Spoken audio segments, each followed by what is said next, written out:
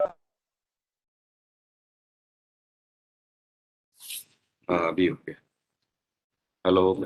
Mic testing 1 2 3। आ रही है। हाँ। हाय सरोज। चलो।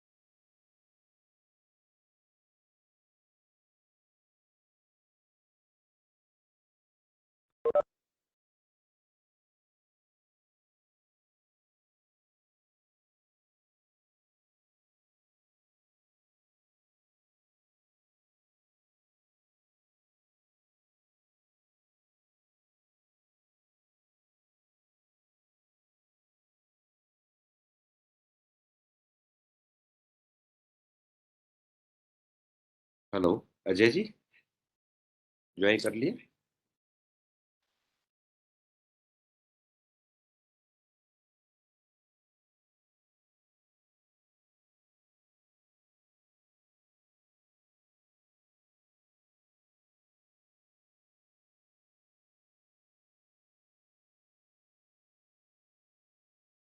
Hello. Ajay Sethi ji. Jaydeep from NCD.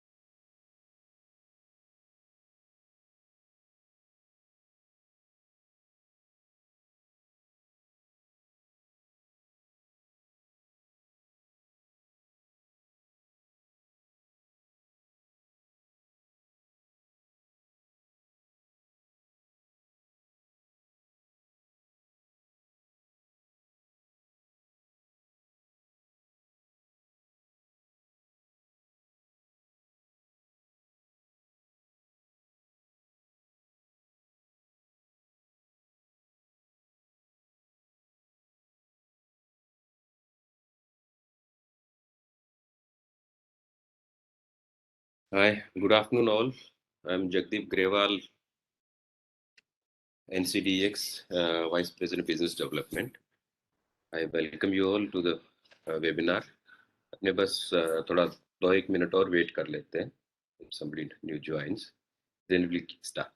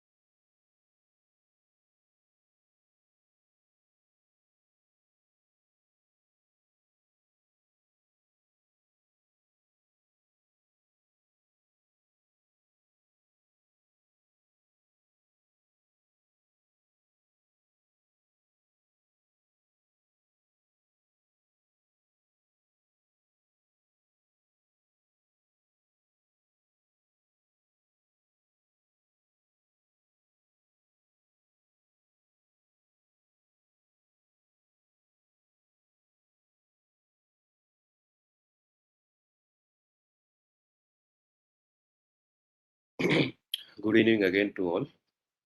I guess we should start. People will join. It may take according to Indian Standard Time. People will join accordingly. So first of all, let me welcome Mr. Ajay Sethi from SEBI, who is with us for today's awareness session. To introduce about this program, this is a commodity investors awareness program is a drive from SEBI. मतलब अपने जो regulator है सेबी उनकी तरफ से drive है कि अपने इन्वेस्टर्स को कमोडिटीज के बारे में बताना, बेसिक्स उनके जो है ना अवेयर कराना, डूज एंड डोंट्स, क्या करना चाहिए क्या नहीं, क्या अप्रोच रहनी चाहिए अपनी. ऑल्दो ये नया सब्जेक्ट नहीं है किसी के लिए भी, अपन डेली रूटीन में जो है ना मल्टीपल कमोडिटीज के टच में आते हैं. स्टार्टिंग के उठने के बाद खाना खाते हैं, अपना व्हीकल यूज करते हैं, कुछ भी जो भी अपने देख रहे हैं सामने, वो कोई किसी न किसी कमोडिटी का ही डेरिवेटिव है, किसी न किसी कमोडिटी से ही बना है। उसके बावजूद भी जो है ना, कमोडिटी एज ए सब्जेक्ट, खास करके कमोडिटी डेरिवेटिव्स या ट्रेडिंग, काफी एलियन है हम सब के लिए, काफी लोगों के लिए। क्यों? क्योंकि अपना उसके बारे में इतना डीप ट्वेलिंग नहीं है, उसके सिस्टम के बारे में अपन ने जानने की शायद कोशिश नहीं की, या फिर किसी ने समझाया नहीं, बताया नहीं, अपॉर्चुनिटी नहीं मिली, जो भी है, नंबर ऑफ रीजंस हैं। स्टिल जो है कि अपने यहाँ डेरिवेटिव्स की हिस्ट्री जो है, कमोडिटी डेरिवेटिव्स की, वो इक्विटीज से भी पुरानी है। स्टिल अवेयरनेस उतनी नहीं है जितनी की इक्विटीज की हो चुकी है। तो एक ड्राइव है कॉन्स्टेंट रेगुलेटर की तरफ से, जिसमें एक्सचेंजेस जो है पूरा सपोर्ट कर रही है, और उसी का आज एक ये इवेंट है। And just to introduce about आज के अपने जो एजुकेटर हैं, मिस्टर अजय शेट्टी, वो पिछले 7 साल से सेबी के साथ जुड़े हुए हैं। अभी एजीएम प्रोफाइल में जो है वो काम कर रहे हैं, और एज इन्वेस्टर एजुकेशन प्रोग्राम के लिए आज अपने साथ जुड़े हैं। तो Ajay ji, are you there? Sir please. या अजय जी, तो मैं एक छोटा सा इंट्रो हुआ अपना, अब चाहूंगा कि आप अपनी प्रेजेंटेशन शेयर करें और प्रोग्राम को आगे बढ़ाएं। जी जी Jagdeep ji, thank you for the warm welcome and nice intro. Good afternoon आप सभी का हार्दिक स्वागत है आज के हमारे इस इन्वेस्टर अवेयरनेस प्रोग्राम का। तो आज का जो प्रेजेंटेशन है वो मैं हिंदी और इंग्लिश दोनों में थोड़ा थोड़ा करके बोलूंगा, ताकि all the participants who are adverse with Hindi और who are adverse with English दोनों को बेनिफिट हो। तो let us not waste time and I'll start sharing the PPT. Okay. Okay. So firstly, I will be giving a brief disclaimer that presentation is just general in nature. It is not meant for educational purpose. It is meant for educational purpose. If you have any question concerning the meaning or application of particular act or rule or regulation or circular referred herein, you may seek professional advice. तो सिर्फ educational purpose के लिए हम आपको ये presentation दे रहे हैं। Moving forward, ये हमारे फ्लो रहेगा प्रेजेंटेशन का, क्या क्या हम डिस्कस करने वाले हैं। Firstly will be talking about regulatory framework. Regulatory framework क्या रहेगा, then moving forward commodity derivative market, basic structure क्या है, कौन कौन से पार्टिसिपेंट्स हैं, वो सब रहेगा। Then moving forward will be talking about commodity derivative trading. Commodity derivative trading के बेनिफिट्स क्या क्या हैं, आप लोगों को क्या क्या फायदे हो सकते हैं कमोडिटी डेरिवेटिव ट्रेडिंग करके। Then products available for commodity derivative trading, क्या क्या प्रोडक्ट है जो अवेलेबल हैं जिसमें कमोडिटी डेरिवेटिव ट्रेडिंग मार्केट में, जो आप यूज करके फायदा कर सकते हैं या अपने प्राइस रिस्क को बचा सकते हैं। सभी initiatives for developing and promoting commodity derivative market, हमारे क्या क्या रिसेंट इनिशिएटिव और पुराने इनिशिएटिव्स रहे हैं, हाल फिलहाल हम जो कर रहे हैं, कैसे डेवलप हो रहा है, प्रमोट हो रहा है, वो बात करेंगे। लास्टली हम बात करेंगे सेफ इन्वेस्टिंग, ताकि आप लोग सेफ रह सकें। डूज एंड डोंट्स, बेसिकली क्या करना है क्या नहीं करना है। तो moving forward, financial sector regulator, तो हमारे बेसिक 4 रेगुलेटर है फाइनेंशियल सेक्टर में। Firstly securities and exchange board of India, जो कि सिक्योरिटीज मार्केट को रेगुलेट करती है। इक्विटी एंड कमोडिटी डेरिवेटिव्स उसमें इंक्लूडेड होते हैं। सेकेंडली बैंकिंग, पता होगा आपको, रिजर्व बैंक ऑफ इंडिया और बैंकिंग रेगुलेटर है। इंश्योरेंस के अगर हम बात करते हैं, then IRDAI, insurance regulatory development authority of India. Finally pension sector में अगर हम बात करें तो PFRDA। तो ये 4 जो है हमारे मेजर फाइनेंशियल सेक्टर रेगुलेटर है। एंड बीइंग इन सेबी, आज मैं सेबी का रोल बताऊंगा कि सेबी क्या कमोडिटी डेरिवेटिव मार्केट में करती है। तो स्टार्ट करूंगा सेबी और FMC। Firstly forward market commission, FMC देख रही थी, the commodity derivative market was under the regulation of FMC. FMC was managing, but in September 28, 2015 को लैंडमार्क डिसीजन हुआ और देन सेबी और FMC का मर्जर हुआ। And then now commodity market is under SEBI. Everything promoting, development, regulating, everything is under SEBI. So regulatory framework, SEBI, and उसके नीचे stock exchange, corporations are there. SEBI was established, SEBI Act 1992 के तहत SEBI का establishment हुआ था as regulator of Indian securities market. तो हमारे basically ये 3 मैंडेट हैं SEBI के, जिसके ऊपर हम चलते हैं. The basic 3 mandates that we follow: protect the interest of the investors. तो इन्वेस्टर्स आप हैं, आप लोगों का प्रोटेक्ट करना इंटरेस्ट. कोई भी प्रॉब्लम है, कोई भी ग्रीवांस हो, कोई भी आपको मार्केट में कुछ भी है, दिक्कत आती है, तो we are there to protect your interest, formulate rules, regulations, even we investigate, inspect everything, how we can protect, how we can serve or protect you better. Then regulate the securities market. We frame policies, circular on a daily basis, if I say, or it comes from time to time, in which market regulate कैसे होगा और कैसे सशक्त हो सकता है market. उसके लिए हम लोग बार बार हम नए नए सर्कुलर रेगुलेशन लाते रहते हैं. Lastly promote the development of securities market. तो मार्केट तो बन गया, but how to promote. For that we keep on formulating new products such as एक ऑप्शन इन गुड्स, आगे मैं बात करूंगा, वो आया था. या हम नए नए प्लेयर्स, वैल्यू चेन पार्टिसिपेंट, उन लोगों को अलाउ करते हैं कमोडिटी डेरिवेटिव मार्केट में, ताकि कॉम्पिटिटिवनेस और पार्टिसिपेशन और बढ़ सके. तो these are the basic 3 mandates of SEBI. Commodity derivative market की अगर बात करूं, commodity derivative market derives its value from the underlying goods. For example, अगर कोई अंडरलाइंग गुड है, मान लीजिए चना या व्हीट या बार्ले है, तो डेरिवेटिव मार्केट उससे अपना वैल्यू लेता है, ना कि उसका खुद का वैल्यू है. तो it derives its value, therefore it is called derivative, commodity derivative. तो 91 गुड्स कमोडिटी डेरिवेटिव डिफाइंड है, सेंट्रल गवर्नमेंट द्वारा नोटिफाइड है, एंड उसमें से 41 commodities are being traded right now. तो इन्वेस्टर में start trading by undertaking the following steps. ये कुछ बेसिक स्टेप्स हैं. ब्रोकर ओपनिंग ट्रेडिंग अकाउंट खोल सकते हैं एक सेबी रजिस्टर्ड ब्रोकर के पास. You can open a trading account and you can see the risk disclosure document, क्या क्या रिस्क इन्वॉल्व है. Then depositing a required margin, एक मार्जिन, इनिशियल मार्जिन देना पड़ता है ब्रोकर के पास, जिसके बाद आप ट्रेडिंग शुरू कर सकते हैं. Bank account and ENWR account. तो ये बेसिक स्टेप्स है.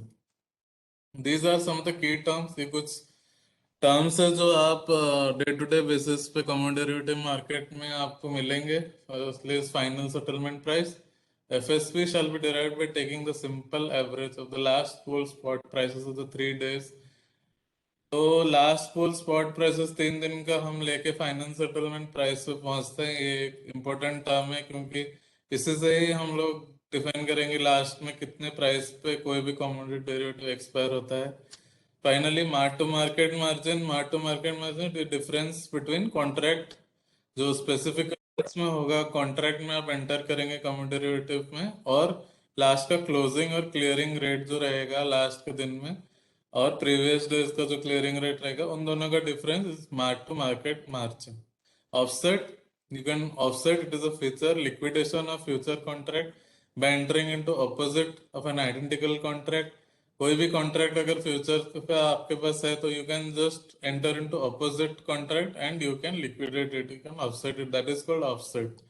स्टैगर्ड एक फीचर लाया गया था, जिसमें कि एक्सपायरी से 5 दिन पहले there is an option with both seller and buyer. If someone is wants to sell the product earlier or someone wants to buy it, अगर intention उनका match हो रहा है, then they can definitely get into settle the contract. तो ये एक staggered delivery है, उस बिफोर हैंड कर सकते हैं, 5 दिन पहले का विंडो होता है. तो उसके बाद हम बात करें कमोडिटी इंडेक्स. कमोडिटी इंडेक्स जैसे कि इक्विटी में इंडेक्सेस होते हैं, Nifty, futures, BSE. Similarly commodity में भी इंडेक्सेस होते हैं, soya index, gold index, silver index, same as equity. This is, अगर बात करो नेक्स्ट, तो डिलीवरी लॉजिक. तो उसमें तीन चीजें हैं। एक तो कंपलसरी डिलीवरी का होता है, अगर कॉन्ट्रैक्ट स्पेसिफिकेशन में है डिलीवरी शुड बी कंपलसरी, तो it is compulsory the seller has to deliver the product and buyer has to take the delivery. ये कंपलसरी डिलीवरी है। एक सेलर्स ऑप्शन होता है। इसका मतलब ये है कि सेलर्स के पास एक ऑप्शन दिया जाता है कि वो कॉन्ट्रैक्ट स्पेसिफिकेशन में कुछ चेंजेस कर सके। They can change the contract specification to limit, जैसे कि setting the date of delivery, day of delivery, time of delivery, location of delivery. ये कुछ उसके लिए थोड़ा एडवांटेजेस होता है देने के लिए, ताकि उसको भी कन्वीनियंस हो और प्रोडक्ट की क्वालिटी भी बरकरार रहे। Then intention match making buyer and seller, जैसे कि मैंने स्टैगर्ड डिलीवरी में बताया था। If a buyer wants to buy and the seller wants to sell at the same time, then intention match making होता है and delivery takes place। तो ये हमारे डिलीवरी लॉजिक है। ये आपको कॉन्ट्रैक्ट स्पेसिफिकेशन में भी मेंशन किया जाएंगे कि कौन सा डिलीवरी लॉजिक है। Difference between equity and commodity market. तो कमोडिटी डेरिवेटिव मार्केट अंडरलाइन की बात करो तो both are standardized, but equity perpetual होता है and whereas commodity has a expiry date because it is a commodity and it will expire someday, underlying will be expiring, so it has a expiry date. Then underlying market, commodity derivative market bit fragmented, price opacity is there, or whereas equity is organized and price known because it is the old thing and it has been going on for a lot of longer period. Underlying supply, estimated uncertain, the estimate is uncertain where it is certain, available in public domain. Supply cannot be certain here because depends upon many factors, so uncertain होता है थोड़ा। Participants, traders, brokers, farmer producer organization, ये तीन major participant है here। Retail and institutional participation। Settlement physically handle होता है good, here the settlement takes place in demat form, digital form, dematerialized shares। तो demat form में settlement होता है, यहाँ फिजिकली होता है। प्राइस सेंसिटिविटी होता है because it depends upon climate, policies by government और इंटरनेशनल प्राइसेस। तो प्राइस सेंसिटिव होता है, whereas in liquidity it is medium। sophistication here it is low because it is nascent, अभी अच्छे से चल रहा है and people are slowly and slowly getting into commodity derivative market, whereas equity derivative it is mature, people are already there, a lot of people, lot of participation। So this is some of the basic differences between equity and commodity derivative market। Moving forward, these are some of the exchanges of our derivative market। National commodity and derivative exchange limited, NCDX, जैसे कि sir हैं। Multi commodity exchanges limited, BSC limited and NSE, both दोनों में होता है trading. And lastly ICX, Indian Commodity Exchange Limited। So these are the 5 major stock exchanges where commodity derivative trading takes place। These are some of the commodity that are being traded। agri की अगर बात करूं, some of these are barley, castor seed, चना, ग्वार ग्राम, जीरा, कपास, मेज, wheat, cardamom, menthol, rubber, some of the example, exhaustive list नहीं। नॉन एग्री की बात करूँ तो गोल्ड, सिल्वर, जो बेसिक मेटल्स है हमारे, वो आ जाएंगे। Alloys, lead, brass and energy की बात करो तो crude oil, Brent crude oil, natural gas. तो ये some of the basic agri and non agri commodity derivative market जो कि ट्रेड होते हैं स्टॉक एक्सचेंजेस पे। तो नेक्स्ट मैं बात करूंगा कुछ मिसकंसेप्शन जो कि चलते हैं for commodity derivative market. These are some of the misconceptions, I'll be clearing it one by one। Dominated by speculator and just like gambling। वो कहा जाता है कि it is just speculation and just like gambling, नहीं है, ऐसा बिल्कुल भी नहीं है। अदरवाइज इट इज जस्ट उसका ऑपोजिट है। हियर आप अपने आप को प्राइस रिस्क से बचाते हैं, मैनेज करते हैं प्राइस रिस्क। आपको अगर लगता है कि ज्यादा होगा या फॉल होगा तो you can definitely take care of that price risk by getting into commodity derivative market. तो ये एक बड़ा मिसकंसेप्शन है। स्पेकुलेशन बहुत ही कम होता है। Prone to manipulations? No, it is absolutely not prone to manipulation because it is traded on exchange platform। It is transparent, everything is transparent। तो manipulations नहीं होते, ये एक बड़ा मिसकंसेप्शन है। Thirdly, no assurance of quality of delivery। नहीं, बिल्कुल भी नहीं। हमारे कमोडिटी ट्रेडिंग मार्केट में there is quality assayers, testing labs जो कि प्रोडक्ट की वेयरहाउस में डिपॉजिट होते हैं के टाइम पे पूरी तरह से चेक करते हैं, डिलीवरी की क्वालिटी चेक होती है और एक सर्टिफिकेशन होता है। मैं आगे आपको बताऊंगा कैसे डिपॉजिट होता है कमोडिटी, कोई भी कमोडिटी वेयरहाउस में। Suitable only for large investor? Absolutely not, it is meant for small investors only. Farmers है हमारे किसान भाई, वो आते हैं और फार्मर प्रोड्यूसर ऑर्गेनाइजेशन द्वारा वो ट्रेड करते हैं कमोडिटी मार्केट में। तो ये एक बड़ा misconception, these are some of the misconception, ये कुछ मिसकंसेप्शन है जो मैंने अभी क्लियर किया आपके। नेक्स्ट बात करूंगा composition of commodity derivative market ecosystem, मतलब कौन कौन है इसमें। मैं बोलूंगा तो हेजर्स हैं, जिसमें कि मैंने पहले बताया फार्मर प्रोड्यूसर ऑर्गेनाइजेशन है, एक्सपोर्टर है, प्रोसेसर है, इंपोर्टर्स है। दीज आर सम ऑफ हेजर्स जो प्राइस रिस्क से अपने आप को बचाते हैं। फाइनेंशियल इन्वेस्टर है, डे ट्रेडर है भी है, position traders and market makers ये भी हैं। आर्बिट्राजर्स भी हैं जो साइमल्टेनियसली दो मार्केट में बाय और सेल करके प्रॉफिट कमा सकते हैं प्राइस डिफरेंस पे। एंड ब्रोकर और ट्रेडिंग मेंबर, ब्रोकर खुद भी अपने अकाउंट से कर सकता है और क्लाइंट के लिए भी ट्रेड कर सकता है। तो ये सम ऑफ द प्लेयर्स जो बेसिक प्लेयर्स है इकोसिस्टम में अपने कमोडिटी मार्केट में। मूविंग फॉरवर्ड, और अगर मैं थोड़ा सा बोलूं तो स्टॉक एक्सचेंजेस मैंने पहले बताया, उनके नीचे क्लियरिंग कॉरपोरेशंस एंड रिपोजिटरीज, ये और तीन हैं हमारे मेजर पार्टिसिपेंट्स जो कंपोजिशन में आते हैं।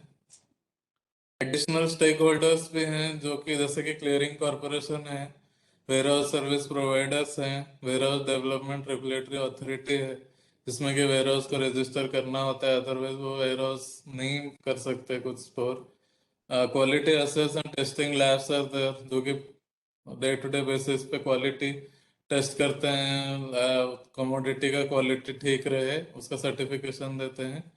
Price polling agencies are there, जैसे कि पहले मैंने बताया था फाइनल सेटलमेंट प्राइस या स्पॉट प्राइस निकालने के लिए प्राइस पुलिंग एजेंसी है जो वेरियस जगह से प्राइस लेके उसको पोल करती है। फार्मर प्रोड्यूसर ऑर्गेनाइजेशन है जिसके द्वारा हमारे farmers they can also trade in and get into commodity derivative market. So these are some of additional stakeholders. Now I'll be talking about benefits. Price discovery. Discovery, how it helps? आपको SMS पे ही alerts आते रहेंगे, you will be getting the price alerts on SMS on regular basis. तो आपको पता रहेगा कि price क्या रहेगा। तो यू दैट बार्गेनिंग पावर, आपकी बार्गेनिंग पावर बढ़ी रहेगी, कम नहीं होगी। You will be always have that bargaining power. It is a process of setting a spot price or proper price. Any commodity where buyer and seller agree at a price. तो अगर ये price आपको पता है तो middleman का dominance खत्म हो जाएगा। तो पहले एक मिडिलमैन रहता था कि मैं बताता हूँ, मुझे बेचो, मैं आगे बेचूंगा। तो that middleman is gone absolutely, you and the seller will be there. तो bargaining power increases and it helps a lot. Price discovery is a big big benefit. Price risk mitigation second benefit है हमारा। जैसे कि अगर price risk आपको लगता है तो you can definitely mitigate it by getting into a contract where the price is fixed at a future date. आगे मैं बताऊंगा फ्यूचर्स कॉन्ट्रैक्ट क्या है। तो उसमें आप प्राइस रिस्क डेफिनेटली मिटिगेट कर सकते हैं। Elimination of counter party credit risk, डर रहता है कि कोई डिफॉल्ट ना हो जाए, काउंटर पार्टी पैसा देगी या नहीं देगी, या वो डिलीवरी देगा नहीं दे। तो that elimination is completely there of that counterparty credit risk in common derivative trading। All to access to all type of market participants, जैसे कि मैंने बोला था और भी मार्केट पार्टिसिपेंट्स अलाउ हो रहे हैं, कमोडिटी डेरिवेटिव मार्केट में आ रहे हैं। तो all type of market participants को भी एक्सेसिबिलिटी है। तो मार्केट और बढ़ेगा, फैलेगा, ऑप्शन ज्यादा होंगे। प्रोडक्ट्स है स्टैंडर्डाइज, जैसे कि मैंने बोला था कॉन्ट्रैक्ट स्पेसिफिकेशन एक होता है जिसमें कि एवरीथिंग इज स्टैंडर्डाइज, कितना टन, कितना टाइम, कहाँ डिलीवरी होगा, कितना लॉट साइज होगा, सब कुछ डिफाइंड है। ट्रांसपेरेंट ट्रेडिंग प्लेटफॉर्म, एक्सचेंज पे ट्रांसपेरेंट ट्रेडिंग प्लेटफॉर्म है, इसमें कोई प्रॉब्लम नहीं है, everything is known to everyone, बिल्कुल ट्रांसपेरेंट है, on real time basis will be knowing everything. तो these are some of the benefits of commodity derivative trading. ये प्राइस रिस्क मैनेजमेंट में बोलो, ये देखिए इसने लॉक कर दिया था पहले इस फार्मर ने, तो हार्वेस्ट के द्वारा प्राइस फॉल हो गया। तो ये खुश है कि इसने लॉक कर दिया तो बच गया। एंड वो दूसरा फार्मर ये सोच रहा है कि आप wish I would have lock, उसने भी लॉक किया होता तो अच्छा होता है उसके लिए। तो this is how price risk management takes place in common derivative market. Suitability criteria, it is just telling कि फंडामेंटल और बाकी फैक्टर, सारे फैक्टर को अगर लगाया जाए तो क्या होगा। तो साइज और मार्केट एक ग्लोबल होता है, ट्रेड फैक्टर्स भी ग्लोबल हैं। Ease of doing business depends price control पे, और साइज भी प्राइस कंट्रोल पे डिपेंड करता है। Risk management correlation, international market में क्या हो रहा है उसके साथ कोरिलेटेड होता है, तो risk is related. And size of the market, they also related to the international market. Trade factors और होमोजेनिटी अगर मैं बोलूँ तो स्टैंडर्ड वैल्यूज एंड पार्टिसिपेंट्स कौन कौन है उस पर होता है। एप्लीकेबिलिटी ऑफ अदर लॉ होता है जिसपे कि ईज ऑफ डूइंग बिजनेस हम डिफाइन करते हैं, कितना आसान रहेगा बिजनेस करना। लॉज के ऊपर डिपेंड करता है कि लॉज कितने अच्छे हैं। रिस्क मैनेजमेंट तो सीजनैलिटी पे भी डिपेंड करेगा और होमोजेनिटी पे, क्योंकि सीजन के हिसाब से कमोडिटीज आते हैं और हार्वेस्ट सब कुछ डिपेंड करता है सीजनैलिटी पे। Then durable and storable, geographical coverage कितना है किसी प्रोडक्ट का, तो जितना अच्छा जोग्राफिकल कवरेज होगा उतना अच्छा ड्यूरेबिलिटी और स्टोरेबिलिटी होगा। एंड प्राइस वोलेटिलिटी भी रहेगा, जितना कि अगर तो कोई कम ड्यूरेबल या स्टोरेबल है तो उसका उतना ही प्राइस वोलेटिलिटी ज्यादा रहेगा, प्राइस ऊपर नीचे रहता है। तो ये एक सुटेबिलिटी क्राइटेरिया है इन common derivative trading.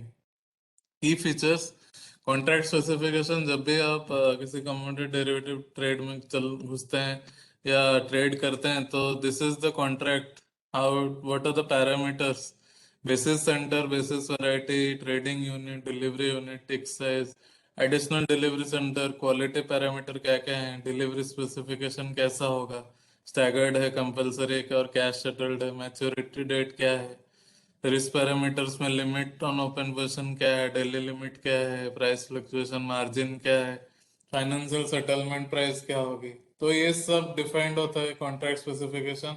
Everything will be there with you, everything is in there with the contract specification. तो next I will be talking about products. तो कमोडिटी डेरिवेटिव ट्रेडिंग में कौन कौन से प्रोडक्ट ट्रेड किए जाते हैं। तो अगर इसकी मैं बात करूं, फ्यूचर कॉन्ट्रैक्ट, तो मैंने पहले बोला था कि फ्यूचर डेट पे कॉन्ट्रैक्ट आपका जो कमोडिटी उसका प्राइस लॉ पता चल जाता है कि उस प्राइस पे आपने ले लिया है। तो फ्यूचर जब होगा, सबको लगता है कि प्राइस फॉल होगा स्पॉट मार्केट में, जो मार्केट चल रहा है, तो यू कैन डेफिनेटली मतलब सेफ गार्ड योर रिस्क। आपको फ्यूचर में उसी प्राइस पे मिलेगा जिस प्राइस पे आपका लॉक हुआ है, तो that is a future contract basically. Option contract is same as future, but here the seller, the buyer जिसने भी ऑप्शन लिया है तो उसको एक ऑप्शन दिया जाता है, उसके पास एक राइट होता है जिससे वो कॉन्ट्रैक्ट को मैच्योरिटी डेट से, एक्सपायरी होने से पहले ही एक्सरसाइज कर सकता है। An option contract held upon to maturity diverges into a commodity future position। अगर जैसे कि मैंने बोला, अगर मैच्योरिटी मतलब एक्सपायरी डेट जो है जब खत्म हो रहा है कॉन्ट्रैक्ट तब तक अगर चला गया तो फिर वो एक फ्यूचर कॉन्ट्रैक्ट ही बन जाता है। लेकिन उससे पहले अगर ऑप्शन एक्सरसाइज कर दिया, मान लीजिए बाय है खरीदने का तो पहले ऑप्शन एक्सरसाइज कर दिया, सेल खरीदने का बेचने का तो पहले एक्सरसाइज कर दिया, तो मैच्योरिटी डेट से पहले ही हो जाएगा। उसके लिए उसको प्रीमियम देना पड़ता है जो कि उसका प्राइस होता है। तो ये दो हमारे प्रोडक्ट है, फ्यूचर कॉन्ट्रैक्ट और ऑप्शन कॉन्ट्रैक्ट। ऑप्शन कॉन्ट्रैक्ट केवल उन्हीं में एप्लीकेबल है, only those products who are already being traded in future contract in commodity। only those product जिसमें फ्यूचर चल रहे हैं उसी में ही ऑप्शन अलाउड है। warehousing, physical delivery is mandatory for all contracts unless specified otherwise। तो warehouse service provider के काम क्या क्या हैं। They provide the stocking of goods, stocking करते हैं, मेंटेन, उनकी वैल्यू इंटैक्ट रहे ये मेंटेन करना उनकी जिम्मेदारी है। Facilitating a good delivery, how to facilitate a good delivery, they have to ensure that warehouse it must be registered with WDRA, warehouse development regulatory authority, registered होना ही चाहिए तभी उसको मान्यता मिलती है। WSP empanelment with clearing corporation, जो ware house service provider उसका एम्पैनल होना चाहिए क्लियरिंग कॉर्पोरेशन से। तो ये वेयर हाउसिंग के लिए कुछ इंफॉर्मेशन है। अब ये सिस्टम में कैसे डिपॉजिट होता है गुड्स वेयर हाउस में, सेलर है, पहले एग्रीगेट होता है गुड्स का, सॉर्टिंग होता है, कॉन्ट्रैक्ट स्पेसिफिकेशन में जैसे जैसे लिखा है लॉट साइज क्या होगा, यूनिट क्या होगा, उस हिसाब से सॉर्टिंग होता है। उसके बाद ऑनलाइन वेयर हाउस का बुकिंग होता है, जो स्पेस होता है ऑनलाइन वेयर हाउस कहाँ होगा उसका बुकिंग ऑनलाइन हो जाता है। देन ट्रांसपोर्ट अरेंज होता है। देन गुड्स डिपॉजिट होते हैं, जो एक्सचेंज अप्रूव्ड वेयर हाउस, जैसे कि मैंने बोला था जो एक्सचेंज अप्रूव्ड वेयर हाउस है उधर ही होंगे गुड्स, वहाँ डिपॉजिटिंग होता है। वहाँ पे क्वालिटी टेस्टिंग होती है, उसकी असेयर्स और टेस्टिंग लैब वो लोग टेस्ट करते हैं और दिस गिव सर्टिफिकेशन कि हाँ भाई क्वालिटी अच्छी है, तो quality is good, you can move ahead. Then generation of receipt takes place, receipt generate होता है and finally it goes to deposited in commodity exchange. तो ये बेसिक फ्लो है कैसे डिपॉजिट होता है गुड्स वेयर हाउस में। Then I will be talking about clearing and settlement. जैसे कि ट्रेड हुआ तो उसके बाद क्लियरिंग और सेटलमेंट तो होगा ही। तो क्लियरिंग और सेटलमेंट बहुत बहुत इंपॉर्टेंट प्रोसेस है। उसमें क्लियरिंग कॉरपोरेशन हमारे हैं, those act, that is called novation. एक नोवेशन एक टर्म होता है जिसमें क्लियरिंग कॉरपोरेशन बायर के लिए सेलर बनते हैं, सेलर के लिए बायर बनते हैं, ताकि डिफॉल्ट ना हो। वो बीच में इन दोनों के लिए, दोनों में रहेंगे, दोनों जैसे बायर के लिए वो सेलर बन जाते हैं, सेलर के लिए बायर बन जाते हैं, तो उनका गारंटी रखते हैं कि कॉन्ट्रैक्ट का परफॉर्मेंस सही रहे, the performance of the contract is absolutely good. And इसमें कौन कौन से एंटिटीज हैं, क्लियरिंग कॉर्पोरेशंस तो हैं ही, clearing members are there, clearing banks are also there will clear it, and repositories are also there. So this is basic clearing कैसे होता है। आगे अगर मैं बात करूं सेटलमेंट प्रोसेस, कैश और फ्यूचर और ऑप्शन दो हमारे हुए, फ्यूचर और ऑप्शन जैसे कि मैंने बोला। कैश एंड फ्यूचर में क्या होगा, जो प्राइस डिफरेंस होगा दैट विल बी सेटल्ड। जो भी प्राइस डिफरेंस होगा लास्ट में वो जितना ऊपर नीचे हुआ that will be settlement. Option में प्रीमियम सेटलमेंट, ऑप्शन में क्या होता है, आपको प्रीमियम पे करते हैं जब ऑप्शन खरीदते हैं, क्योंकि आपको ये राइट मिलता है कि आप पहले ही उसको एक्सरसाइज कर सकते हैं। तो प्रीमियम सेटलमेंट के लिए जो प्रीमियम होता है वो सेटल होता है। कैश एंड फ्यूचर में delivery settlement of underlying commodity, seller to deliver and buyer to receive, ये बेसिक डिलीवरी सेटलमेंट है। और ऑप्शन में अगर एक्सरसाइज कर दिया कॉन्ट्रैक्ट, तो option contract will settle to delivery of goods if it is only option in good. अगर सिर्फ ऑप्शन इन गुड है तो it is settled through delivery of goods. And cash and future में fund settlement for delivery, buyers to pay the sellers to receive, मतलब seller दे लेगा जो भी बायर, उसको जो भी हुआ है ट्रेड, बायर जो देगा वो सेलर रिसीव करेगा। तो this is the basic settlement. These are some of the सभी इनिशिएटिव, रिसेंट इनिशिएटिव जो लिए हैं। परमिटेड ऑप्शन कॉन्ट्रैक्ट्स पहले नहीं था ऑप्शन, अभी हमने इक्विटी के साथ मैच करने के लिए ऑप्शन कॉन्ट्रैक्ट भी अलाउ किया। Implemented same risk management, equity derivative में जैसा रिस्क मैनेजमेंट है, नॉर्म्स है, सेम कमोडिटी ट्रेडिंग मार्केट में भी है। Both are absolutely same, we follow the both follow the same logic, same guidelines। Revised warehousing norms, कुछ revise हुए warehousing norms है ताकि एग्रीकल्चरल सेगमेंट में उसको फायदा पहुंच सके। Then integration of commodity and equity broking, पहले अलग अलग थे दोनों ब्रोकिंग एक्टिविटीज, जो ब्रोकर के पास इक्विटी अलग कमोडिटी अलग, now it is being integrated. उसके पास अभी एक दोनों एक ही जगह आ गए हैं। Prescribe cyber security norms in alignment with equity market, जो साइबर सिक्योरिटी नॉर्म्स है whatever are followed in equity market, they are being followed in commodity derivative market also। permitted futures on commodity indices, indices में futures permit किया गया है, पहले नहीं था। permitted option in goods, आगे मैंने पहले बात की थी option in goods में अगर, तो वो भी permit हुआ है। staggered delivery period जो था, जो पहले मैंने बताया कि दोनों के पास ऑप्शन होता है पहले ही बेचने खरीदने का, तो वो 10 days था पहले, that has been decrease to 5 days। Permitted mutual fund category 3 until eligible foreign entities, portfolio managers also in commodity derivative market, ये तो इन लोगों और भी पार्टिसिपेशन बढ़ाने के लिए दूसरे प्लेयर्स को भी अलाउ किया है कमोडिटी डेरिवेटिव मार्केट में, वो लोग भी ट्रेड कर सकते हैं। Alignment of trading lot and delivery lot, दोनों का अलाइनमेंट हुआ है। पहले ट्रेडिंग लॉट और डिलीवरी लॉट का अलाइनमेंट नहीं था, अभी दोनों का अलाइनमेंट हो चुका है। और ये एक बहुत बड़ा है investor protection fund and investor service fund.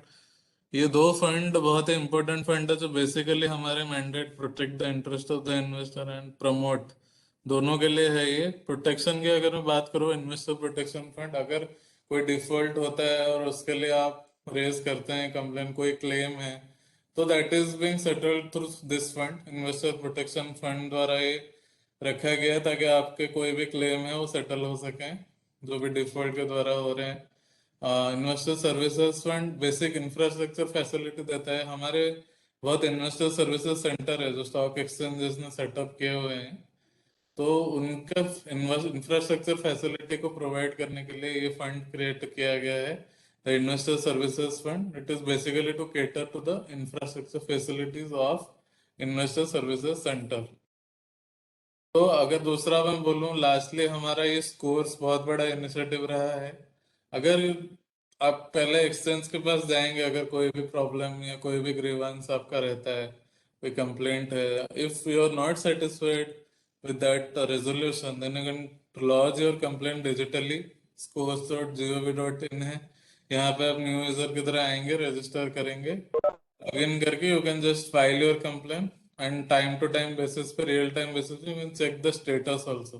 तो scores was launched in 8th of June 2011। It was a big initiative to safeguard the interest of the investors, एक बार बड़ा इनिशिएटिव था।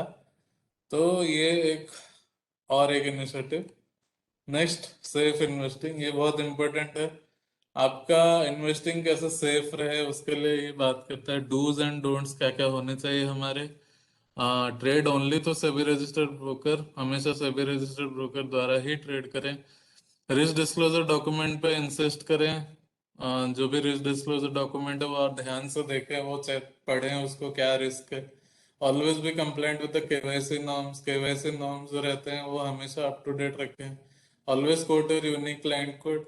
जब भी आप ब्रोकर के पास रजिस्टर होंगे तो आपको एक यूनिक क्लाइंट कोड दिया जाएगा, तो वो हमेशा कोट करेगा, वो आपका इंपॉर्टेंट नंबर रहेगा। insist broker to provide contract note for every settlement with complete detail। जो भी कॉन्ट्रैक्ट नोट है, जब ट्रेड में आप घुसते हैं तो उसका सेटलमेंट के बाद वो कॉन्ट्रैक्ट नोट हमेशा लीजिए जिसमें कि कंप्लीट डिटेल होते हैं, किस प्राइस पे ट्रेड हुआ था, किस प्राइस पे खरीदा, किस प्राइस पे बेचा, everything will be there on that contract note. Always insist on taking that contract note. Trade genuineness always cross check करिए ट्रेड वेरिफिकेशन फैसिलिटी पे। डोंट्स के अगर मैं बात करूं, कभी भी रूमर्स और एडवर्टाइजमेंट जो होता है फॉल्स, के पैसा डबल हो जाएगा, ट्रिपल हो जाएगा, इसमें लगा दीजिए, इतना मिलेगा, never fall for that. Do not get carried away with that. Always take informed decision. कभी भी ऐसे टिप्स पे जाके कभी भी अश्योर्ड रिटर्न को लेके ऐसे मत ट्रेड करिए उस चीज में। Do not accept unsigned duplicate contract note. कभी भी अनसाइंड और डुप्लीकेट कॉन्ट्रैक्ट नोट पर रिलाई मत करिए। Always ask for that original thing. Do not let risk against positions to accumulate beyond your capacity. जितना आपका कैपेसिटी है, जितना आपको ठीक लग रहा है कि इतना मैं ले सकता हूँ, इतना मैं बेयर कर सकता हूँ फाइनेंशियली, उतना ही करिए। उसमें ज्यादा मत करिए कि बहुत ज्यादा मिल सकता है तो मैं और ज्यादा कर लूंगा, ऐसा मत करिए। जितना आपका कैपेसिटी है, go to that only. Do not miss on keeping track of a financial contractual obligation against your position। Financial contractual जो भी आपका ऑब्लिगेशन बन रहे हैं, जो पोजीशन चल रहा है, वो हमेशा ट्रैक पर रखिए।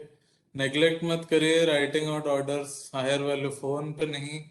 Do not neglect, always set out in writing higher value orders के लिए। Then don't share your internet trading, जो भी इंटरनेट ट्रेडिंग पासवर्ड वासवर्ड है वो किसी को मत बताइए। Always keep it with you. Do not pay brokerage in excess of that rates prescribe. जो भी एक्सचेंज रेट ने प्रिस्क्राइब किया है ब्रोकरेज, ऑलवेज वही ब्रोकरेज ही पे करिए। अगर एक्सेस होता है तो आस्क फॉर दैट, क्यों एक्सेस हो रहा है, क्या हो रहा है। Never pay excess brokerage. Whatever is prescribed by exchange, pay only that rate. Continuing, ये कुछ और डूज हैं. Always register your mobile number and email ID with broker. Issue account of paycheck only और demand draft in the name of broker. Periodical statement लीजिए हमेशा broker से. Pay required margin and mark to market obligation in time. Always pay the whatever margin is required and mark to market obligation time pay दीजिए. Double trading से दूर रहिए. Get details of brokerages fees and other charges Levitt में. अगर कोई दूसरे charges लगा रहे हैं ब्रोकर तो हमेशा उसका डिटेल लीजिए कि किस बात का चार्ज लगा रहे हैं, क्या है extra. Always take that detail. कभी भी ज्यादा उन्होंने बोल दिया तो डोंट पे, जस्ट पे. Ask for the details first. Don'ts do not enter into, जैसे कि एश्योर्ड रिटर्न में कभी भी मत जाइए. कोई ब्रोकर भी बोले तो भी मत जाइए कि मैं इतना करके ही दूंगा, ऐसा नहीं होता. It is subject to the risk. Do not forget to take the note of risk involve. आपका कितना रिस्क ले रहे हैं आप, वो हमेशा ध्यान में रखिए. जैसे कि मैंने पहले बताया कि जितना कैपेसिटी है उतना ही लेना है. Do not delay payment deliveries of commodities to member. कभी भी पेमेंट और डिलीवरी पे डिले मत करिए, हमेशा टाइम पे रहिए. Don't issue checks in the name of authorised person. Authorised person के नाम पे कभी नहीं चेक करना है. जैसे बोला था, अकाउंट पे चेक और demand draft in the name of broker. So these are some of the safe investing dos and don'ts. Moving forward, जैसे कि मैंने पहले ही बताया था, स्कोर्स ये अवेलेबल रहेगा आपका 24/7. आप रिमाइंडर भेज सकते हैं इस पे. आपका जो कंप्लेंट है सेटिस्फाई नहीं है आप एक्सचेंज और इंटरमीडिएट ब्रोकर से, तो आप लॉन्च करने के बाद उस कंप्लेंट का स्टेटस देख सकते हैं. ये हमारा टोल फ्री हेल्पलाइन नंबर भी है, इस पे भी आप कॉल करके उसका स्टेटस पूछ सकते हैं. 1002667575. तो ये रहा. और ये इंफॉर्मेशन हेल्प डेस्क में हमारे दो वेबसाइट है मेन, sebi.gov.in, और एक दूसरा साइट है investor.sebi.gov.in, जो स्पेसिफिकली इन्वेस्टर्स को कैटर किया गया है. They are specifically design to cater to the needs of the investors, to educate them, to let them know what kind of products are there in the market. Awareness programs क्या क्या हो रहे हैं, you can definitely have a look on that investor.sebi.gov.in, and it is very very beneficial. तो ये हमारे दो major websites हैं. Information help desk toll free number मैंने पहले बताया, 9:30 से 5 के बीच में आप इस नंबर पे कॉल करके पूछ सकते हैं. अवेलेबल ऑल डेज होता है ये, एक्सेप्ट अगर कोई हॉलीडे होता है स्टेट ऑफ महाराष्ट्र के. 21 हमारे लोकल और regional officers, they are also having this facility. सभी वेबसाइट पे मिल सकता है आपको डिटेल. और ये हमारा एक मेल आईडी है, ask@sebi.gov.in. आप कोई भी क्वेश्चन जनरल क्वेरी है, you can definitely ask on this email and we'll be eager to reply. We'll be eager to help you. So this is our basic presentation. Thanks a lot for the listening to the presentation, and thank you. Thank you Ajay ji. I very much appreciate कि आपने इतने आराम से जो है ना इतना लंबा टाइम निकाला, क्योंकि अक्सर ऐसा होता है जितना लंबा प्रेजेंटेशन होता है ना तो इंटरेस्ट उतना कम हो जाता है. बट आपकी एक्सप्लेनेशन सो जनरलाइज थी ना कि मेरे ख्याल से सबके समझ में आया है. मैं भी इतने टाइम से हूँ, तो अक्सर ऐसा होता है कि जब आपको ज़्यादा पता होता है तो आप सुनना कम कर देते हैं. But I was attentive during whole presentation of yours. Thank तो you, अभी sir. आगे Thank you. थोड़ा एक जैसे अपने बोलते हैं कि ये अपना न्यूट्रल प्रोग्राम होता है, इसमें अपन किसी भी तरीके का कोई जो है ना एज सच व्यू या किसी की रिकमेंडेशन नहीं करते हैं. जी राइट अजय जी? तो जी जी इसमें खाली बिल्कुल. एक चीज मैं पूछना चाहूँगा, यहाँ पे अगर अपने पास अभी जैसे थोड़ा सा टाइम बचा है तो जस्ट हाँ for the benefit of participant, मैं क्या जी एनसीडीएक्स की वेबसाइट पे क्या इंफॉर्मेशन अवेलेबल है उनके जी गो थ्रू करवा सकता हूँ? सर, प्लीज प्लीज आप जो भी इंफॉर्मेशन दें, प्लीज गो अहेड. या थैंक यू. तो अभी ओके अपने सब यहाँ है, अपने पास अभी एक 10 मिनट और हैं, तो मैं ये टाइम यूटिलाइज करना चाहूंगा सबको एक चीज शेयर करने के लिए. भी कोई भी चीज अपने ट्रेड करें या कोई बिजनेस भी करते हैं तो सबसे इम्पोर्टेंट होता है उसके अंदर इंफॉर्मेशन, कि भी उसकी ड्यू डिलिजेंस, कि उसके बारे में पता होना. और इन कमोडिटी मार्केट में खास ये हर्डल होती है कि अपने को नहीं पता होता कौन सी इंफॉर्मेशन कहाँ मिलेगी क्या. तो मैं आपको शेयर करता हूँ कि अपनी सबसे ज्यादा इंफॉर्मेशन आपको एक्सचेंज की वेबसाइट पे ही मिल सकती है। Yes, I'll share my screen with you.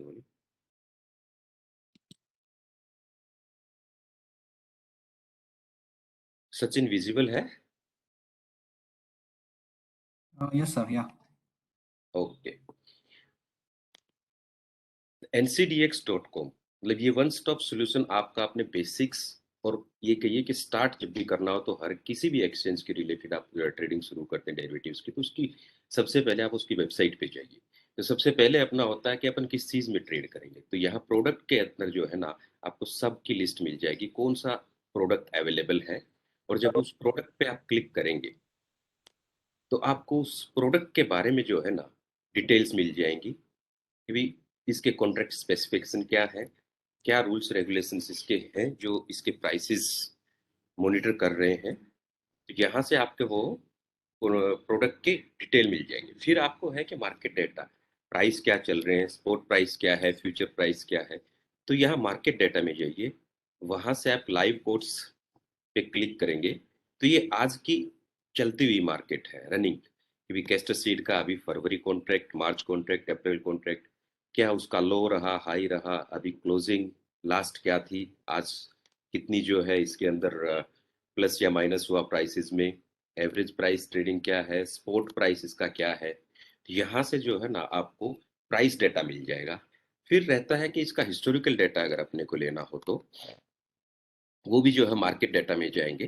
तो आपको यहाँ हिस्टोरिकल डेटा में आपके futures price, spot price, volume details, reports on historical data सब मिल जाएगा। और एग्रीगेट करके शाम के वक्त जब बाजार खत्म हो जाता है तो इम्पोर्टेंट रहता है कि भाव कॉपी, कि आज के दिन मार्केट क्या मूवमेंट रही, किस में कितना ओपन इंटरेस्ट है, क्या क्लोजिंग आया है, क्या वॉल्यूम हुआ है। तो वो यहाँ से आपको जो है ना सब मिल जाएगा।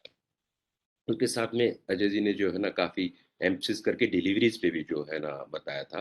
तो डिलीवरी रिलेटेड डाटा आपको यहाँ क्लियरिंग में आपको मिलेगा।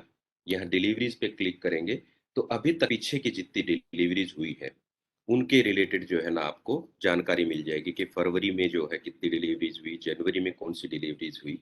और उसके अलावा करंट कंडीशन जो है वो क्या है वो भी आपको यहाँ से मिल जाएगा कि आप अदर्स में जाएंगे तो करंट सिचुएशन क्या है वेयर हाउस पे माल की।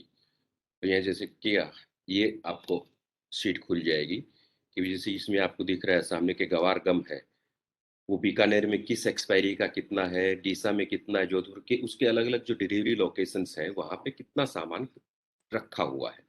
तो ये सब इंफॉर्मेशन आपको वेबसाइट से ही मिल सकती है। फिर आपको नए नए सर्कुलर्स देखने, कोई भी डेवलपमेंट, तो यहाँ सर्कुलर्स में आप जाके देख सकते हैं। तो इन शॉर्ट आपके लिए जो है, अपने लिए, इनफैक्ट आपके लिए ही नहीं मेरे लिए भी, किसी भी एक्सचेंज जिस पे अपने को ट्रेड करना हो उसकी वेबसाइट एक बड़ा सोर्स होती है इंफॉर्मेशन की। तो आप उसकी वेबसाइट पे सबसे पहले जाएं और वहां से जो है ना आपको बेसिक जानकारी मिल जाएगी। वहां आपको अगर वहां समझ नहीं आता है तो उसमें जो आप contact search, get in touch का जो यहाँ ये ऑप्शन है, वहां पे जाके आप अपना कॉन्टेक्ट अस कर सकते हैं, फीडबैक कर सकते हैं, जो भी आपकी क्वेरी हो वो वहां पे दर्ज करा सकते हैं।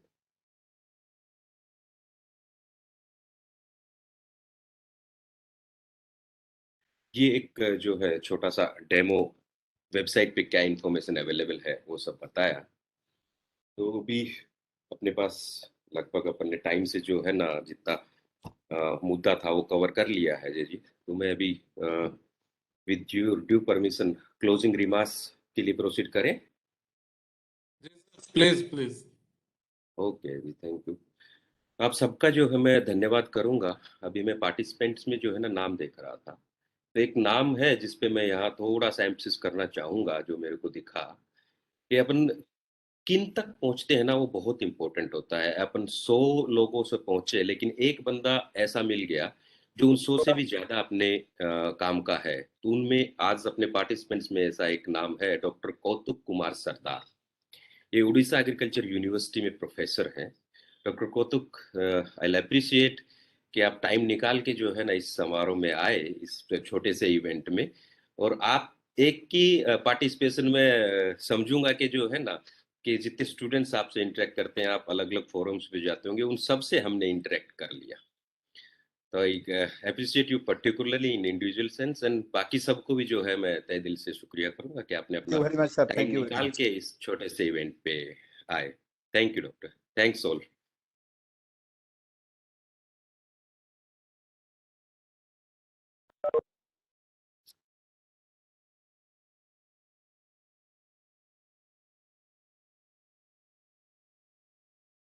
So officially we are closing this event. Thanks all. We can leave now. Thank you. Thank you, sir. Thank you all for being there. Thank you. Thank you sir. अब क्या है, मैं तुम्हें समझाता हूँ। देखो, मार्केट में करने के